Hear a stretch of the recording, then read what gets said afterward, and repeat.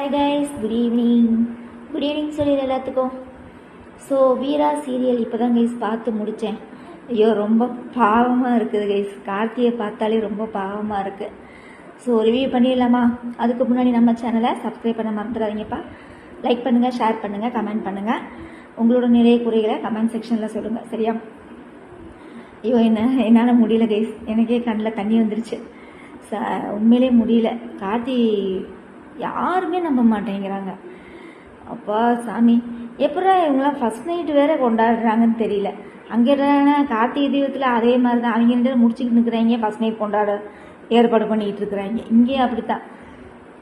பிருந்தாவை பிரிஞ்சு அவனே வாடி நொந்துக்கிட்டு இருக்கிறான். இந்த நேரத்தில் இந்த முகரக்கட்டையோட ஃபஸ்ட் நைட் ஆடாமல். ஐயோ உண்மையே என்ன கேரக்டரா சாமி. விஜின்ற கேரக்டர் ரொம்ப கேவலமான ஒரு கேரக்டர். எனக்கு சுத்தமாகவே பிடிக்கல. அப்படியே அடித்து வீட்டை வைத்து பத்தலாமான்னு இருக்குது விஜயோட அந்த கேரக்டர். சுத்தமாக பிடிக்கல எனக்கு. மச்சான் நொச்சான்னுட்டு இத்து போனவன் ரொம்ப கேவலமாக இருக்குது. அவனே நொந்து கிடக்குறான். அதான் கரெக்டாக கேட்டான் பாருங்க கார்த்தி. என் தங்கச்சின்னு சொன்னியே, பிருந்தா வாழ்க்கையை இப்படியே நீயே கெடுத்துட்டியே, அவள் உன்னை எவ்வளோ நம்புனா அப்படின்னு சொல்லி கார்த்தி கேட்டான் பார்த்தீங்களா? சூப்பராக இருந்தது அந்த வார்த்தை எல்லாமே. அதுக்கப்புறம் அதெல்லாம் முடியாது, நீங்கள் தாலி கட்டிட்டீங்க, இதுதான் என் குடும்பம் அப்படின்னு சொல்லி மறுபடியும் வதண்டாவாதமாகவே பேசுகிறா அவர். அப்போ யார் கொடுக்குற இடம்?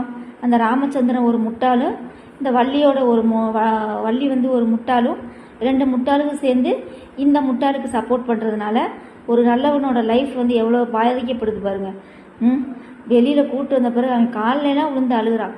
ஒரு பெத்ததாயின்ற இடத்துல நீங்கள் தான் இருக்கீங்க அத்தை, என்னை நீங்கள் தான் வளர்த்தீங்க, நான் எப்படி தப்பு பண்ணியிருப்பேன் நீங்கள் நினைக்கிறீங்க, என்னை நம்புங்க, என் கண்ணீருக்கு இங்கே மதிப்பே இல்லையான்னு.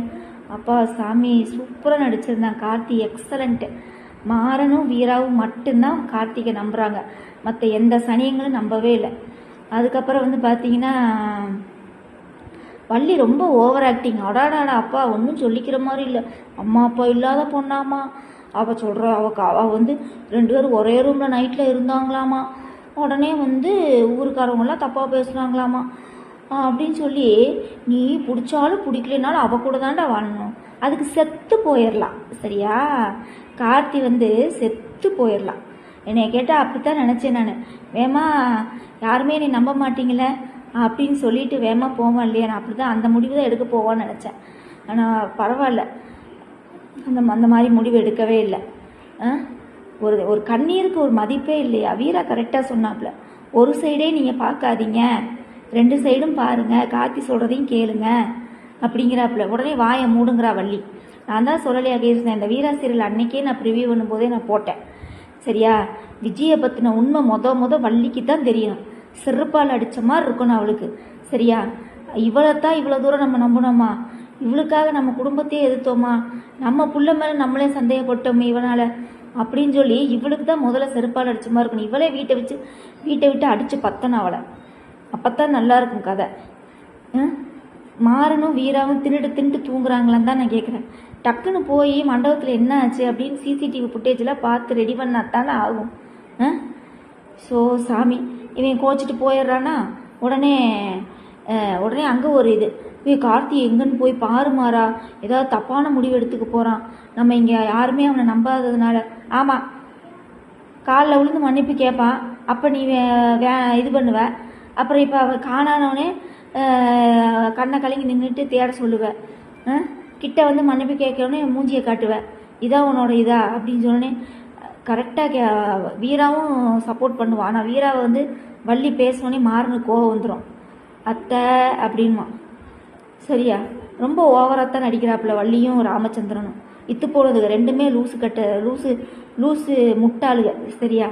என்ன ஏதுன்னு பார்க்காம கௌரவம் சொல்லி இங்கேன்னு இல்லை கைஸ், நாடகம்னு இல்லை கைஸ், நிறையா பேர் வாழ்க்கை கௌரவம்னு பார்த்து நிறைய பேரோட வாழ்க்கை இப்படி தான் சின்ன பின்னமாக போயிட்டுருக்கு, சரியா? உண்மைன்னு நான் சொல்கிறேன்.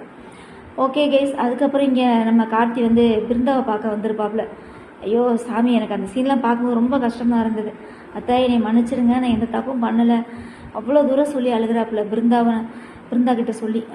பிருந்தா நீ தானே சொல்லுவ, லவ்வில் வந்து நம்பிக்கை தான் ரொம்ப முக்கியம், நீயே நீ நம்பலைன்னா நான் என்ன பிருந்தா பண்ணுறதுன்னு கேட்குறான் பாருங்க.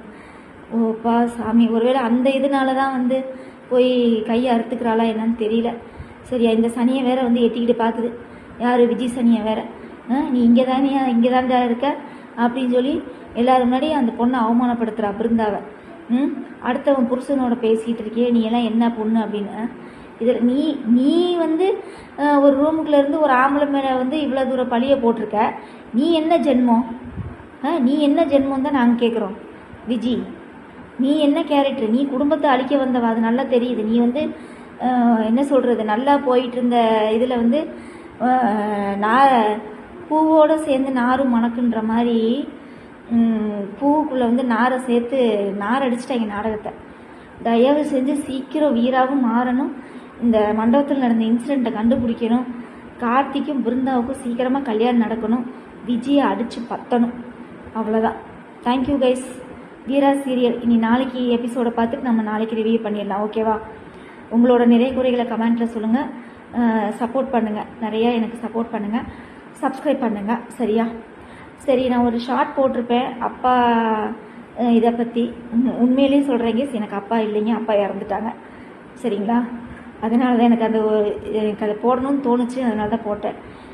யாரும் ஷார்ட்ஸ்க்காக தான் இவங்க பண்ணுறாங்கன்னு நினச்சிக்க வேண்டாம். உண்மையிலேயே அந்த இது வந்து எனக்கு எங்கள் அப்பா இல்லை. எனக்கு எங்கள் அப்பா நான் ரொம்ப பிடிக்கும். அப்பா இறந்துட்டாங்க. அப்பாவை நான் ரொம்ப மிஸ் பண்ணுறேன்.